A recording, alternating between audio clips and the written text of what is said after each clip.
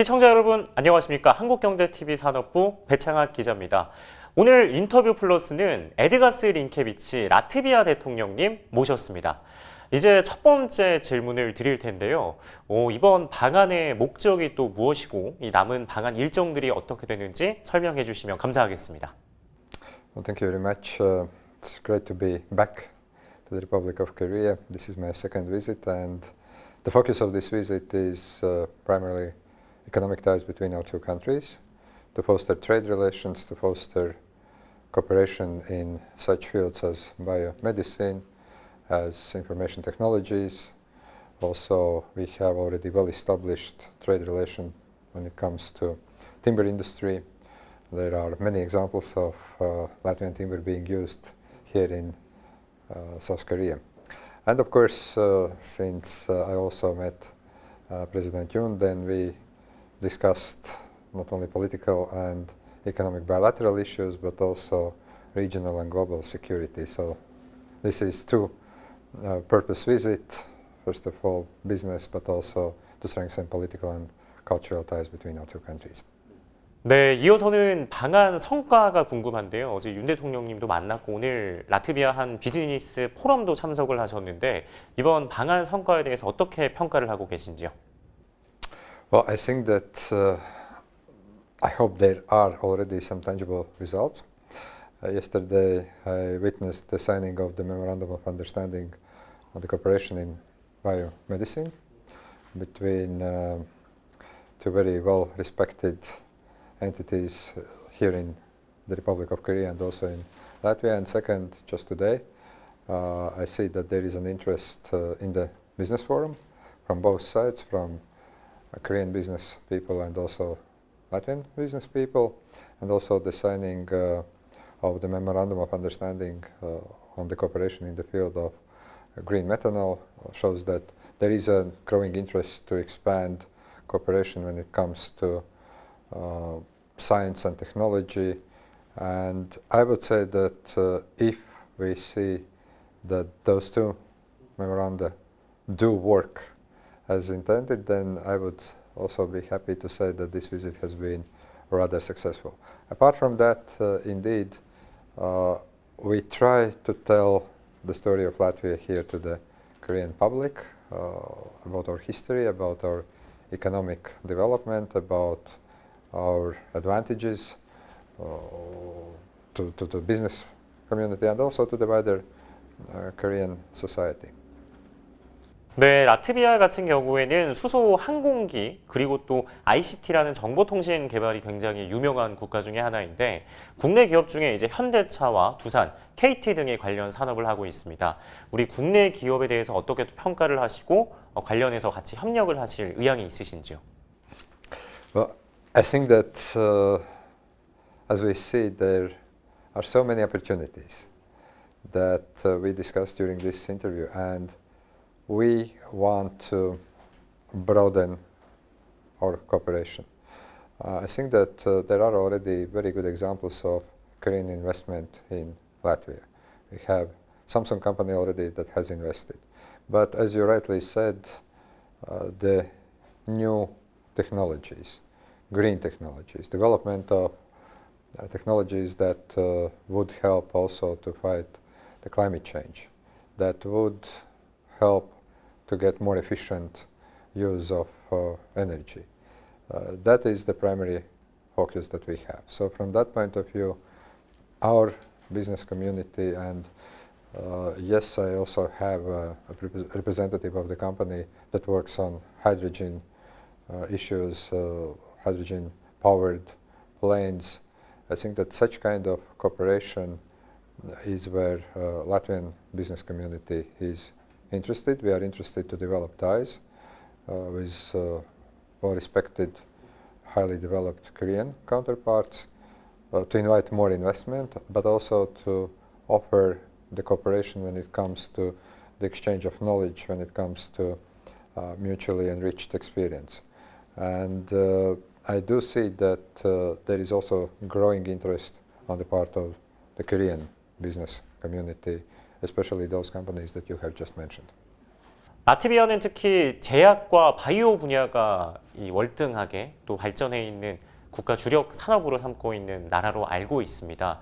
한국과의 이 제약 바이오 분야에서의 협력은 또 어떻게 이어나가실지 또 구체적으로 논의하고 있는 방안들이 있으면 설명해 주시죠.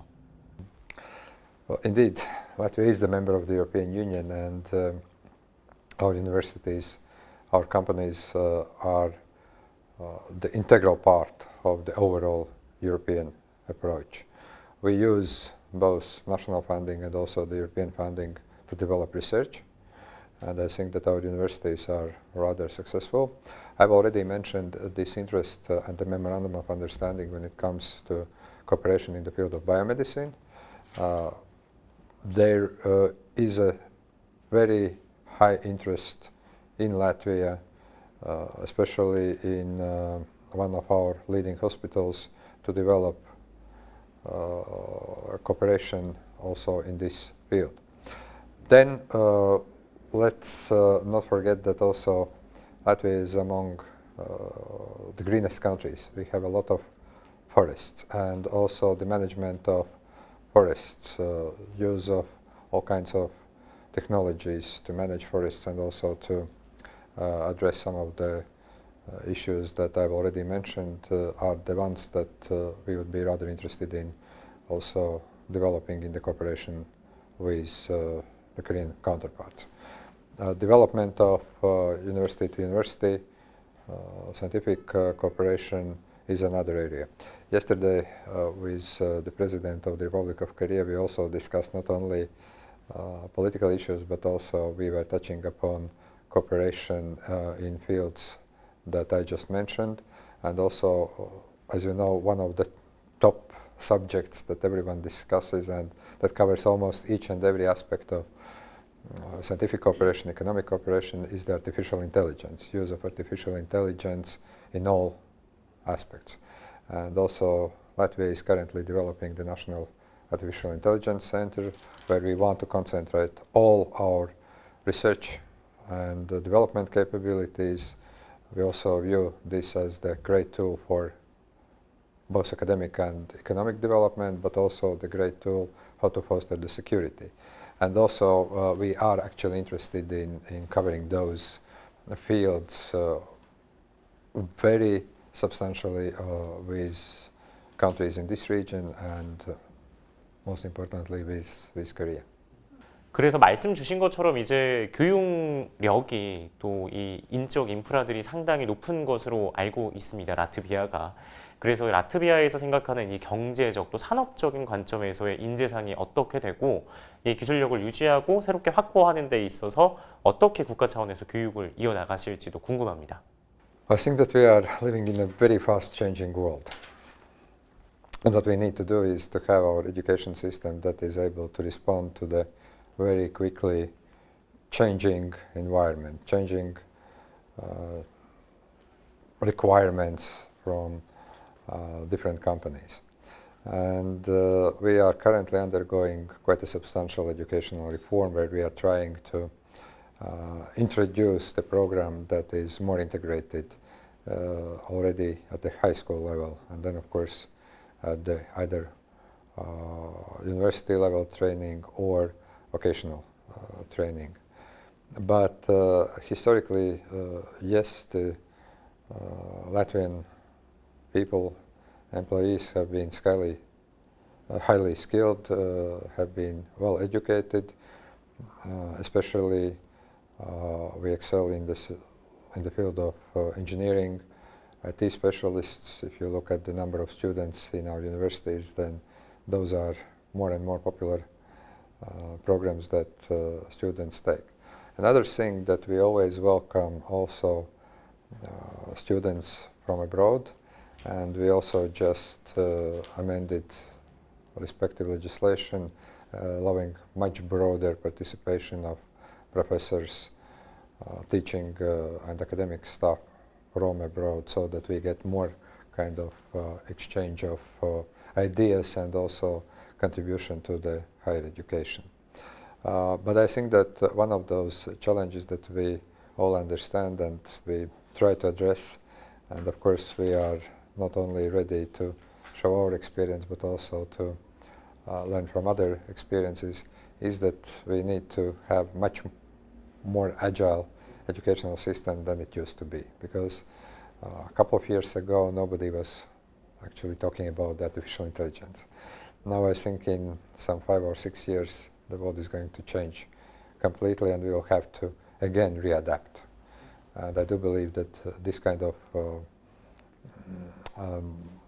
challenge is something that we do want to address and to cover. 네, 또 관심사 중에 하나가 이번 비즈니스 포럼에서는 바이오 외에 방산 관련된 이야기들도 오고 가는 걸로 알고 있습니다. 이 유럽의 국제 정세, 또 유럽과 중동이라는 이 국제 정세 때문에도 라트비아가 인근 국가들이 한국산 무기를 도입하고 있는 만큼 관련해서의 또 의사가 궁금한데요. 이 한국산 무기에 대해서 구매하실 의향이 있으신지, 또 K방산에 대해서 어떻게 평가하고 있는지도 궁금합니다. Yes, indeed. We discussed this yesterday with the President of the Republic. We are looking for more engagement with Korean defense industry. You know, the current situation in Europe, the Russia's aggression against Ukraine, also the need to spend more on defense that we have seen in recent years, and we have increased our defense budget substantially.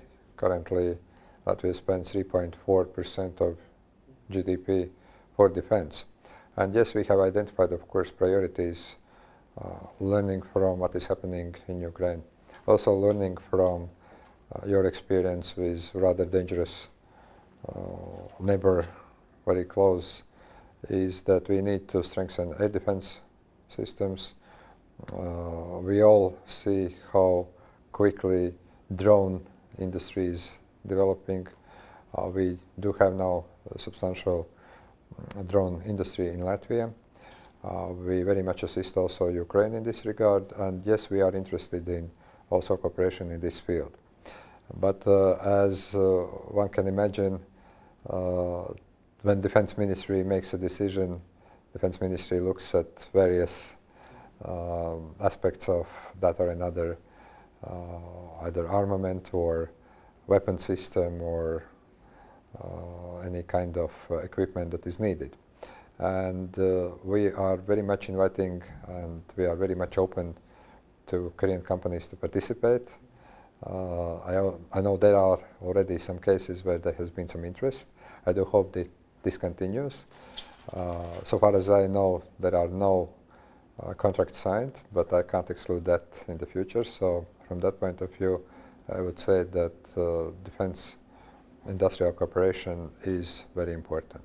When it comes to drone industry, yes, indeed, we would be very happy to see more cooperation. I think that our current experience shows that actually military drone industry is developing very fast.